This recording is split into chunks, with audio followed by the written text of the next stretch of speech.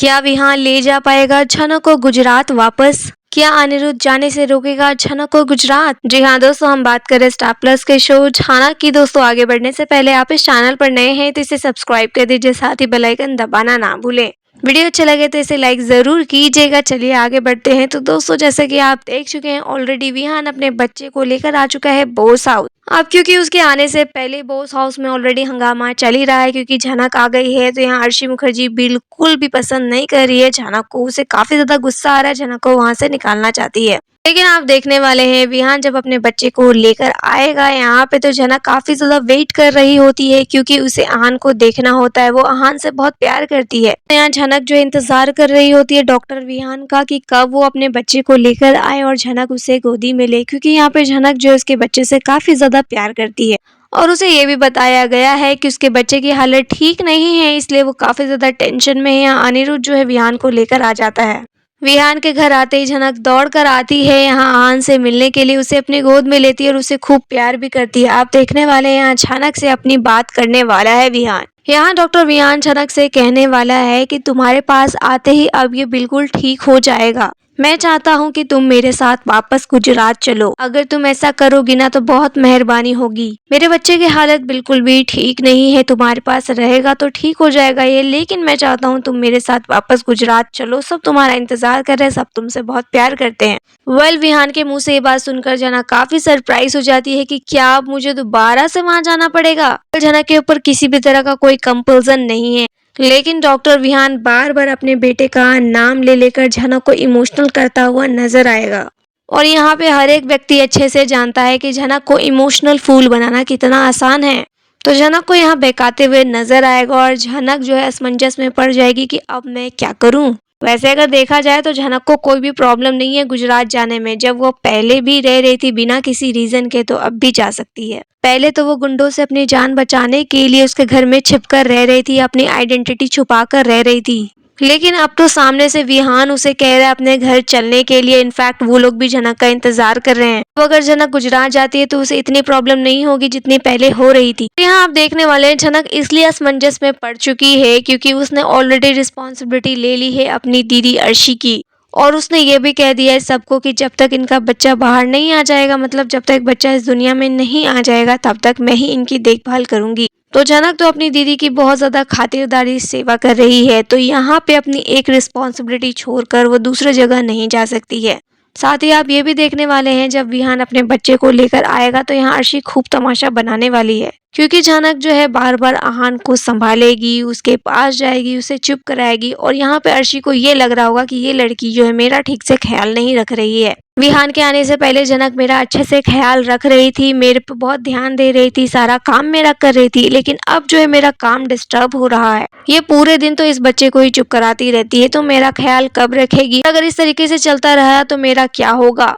तो यहाँ आप देखने वाले हैं झनक के ऊपर खूब वो चीखने चिल्लाने वाली है। इनफैक्ट वो विहान के सामने झनक की खूब धज्जियां भी उड़ाएगी, बेइज्जती करेगी। विहान इस फैमिली का नहीं है, बाहर का है, लेकिन यहाँ पे जो है विहान के सामने झनक की इज्जत की धज्जियां उड़ाने वाली है यहाँ अर्शी। बाहर के लोगों को अर्शी ये दिखाना चाहती है कि इस झनक जिसको सब इतना प्यार करते हैं, इतना पसंद करते हैं, इसकी कोई भी इज्जत नहीं है। इसकी इज्जत इतनी है जितनी एक नौकरानी की होती है। विहान को भी वो यही कहती नजर आएगी कि तुम्हारे घर में भी ये जाकर सारा काम ही कर रही थी, यहाँ भी ये काम ही करती है। और उसके साथ साथ आप ये भी देखेंगे कि अर्शी मुखर्जी जो है विहान के साथ भी बदतमीजी करती हुई नजर आएगी, क्योंकि विहान की वजह से ही यहाँ पे अर्शी मुखर्जी की जो सेवा थी ना वो बंद हो रही है। बंद हो रही है इन द सेंस डिस्टर्ब हो रही है, क्योंकि झनक का ध्यान अब दोनों तरफ बढ़ चुका है। कभी वो अर्शी के लिए भागेगी, कभी विहान के बच्चे के लिए। और उसके साथ ही उसने जो ऑफर दिया है झनक को कि मेरे साथ गुजरात चलो, अगर यहाँ पे झनक मना तो कर देगी सामने से, लेकिन उसके मन में चल भी रहा होगा कि हाँ मुझे गुजरात जाना चाहिए।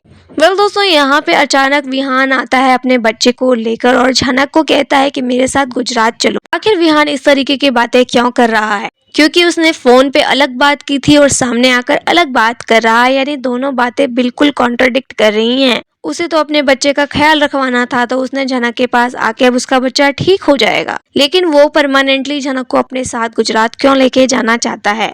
उसकी तो झनक से शादी भी नहीं हुई है, झनक ना ही उसकी पत्नी है, तो ऐसे अनजान लड़की को अपने घर पे वो कैसे रख सकता है? और दूसरी बात ये रही कि उसके परिवार वाले तो जनक को वैसे भी नहीं पसंद करते हैं, क्योंकि जनक की सारी सच्चाई सबके सामने आ चुकी है। तो जनक की सच्चाई जब नहीं भी आई थी तब भी बा जो है जनक से बहुत नफरत करती थी। बा के साथ साथ कुछ एक और लोग भी हैं जो जनक को पसंद नहीं करते थे। लेकिन अब जब जनक की सच्चाई सबके सामने आ चुकी है तब भी विहान क्यों जनक को अपने साथ लेकर जाना चाहता है? आखिर ये हो क्या रहा है सीरियल के अंदर? अब क्या जनक का यही सिलसिला रहेगा, एक घर से दूसरे घर, दूसरे घर से तीसरे घर? क्या जनक हमेशा सबका काम ही करती रहेगी? क्या जनक हमेशा सबका ख्याल ही रखती रहेगी? यहाँ जनक को खुद भी समझ में आना चाहिए कि मैं जहाँ जा रही हूँ सब मेरे से काम ही करवा रहे हैं, मेरी अपनी भी तो कोई इज्जत होनी चाहिए। आप यहाँ देखेंगे कि जब अर्शी डांट रही होती है झनक को विहान के सामने, उसकी इज्जत की धज्जियां उड़ा रही होती है, तो यहाँ झनक पलट के जवाब भी देती है अर्शी को। वो यहाँ पे अर्शी को कहती है कि मैं कोई आपकी नौकरानी नहीं हूँ जो आप मुझे ऑर्डर पे ऑर्डर दिए जा रही हो। मेरा मन होगा तो मैं आपका काम करूंगी, नहीं होगा तो नहीं करूंगी। जब मुझे लगेगा कि मुझे आहान को संभालना चाहिए तो मैं आहान को संभालूंगी, और जब मुझे लगेगा कि आपके पास रहना चाहिए तो मैं आपके पास रहूंगी। लेकिन आप मुझे मत बताइए मुझे क्या करना है क्या नहीं। अब दोस्तों ये क्या बात हुई? अल्टीमेटली जनक जवाब तो दे रही है लेकिन उसमें भी जनक काम ही तो कर रही है। ये बोलकर जनक ने कौन सा अपना सेल्फ रिस्पेक्ट बचा लिया?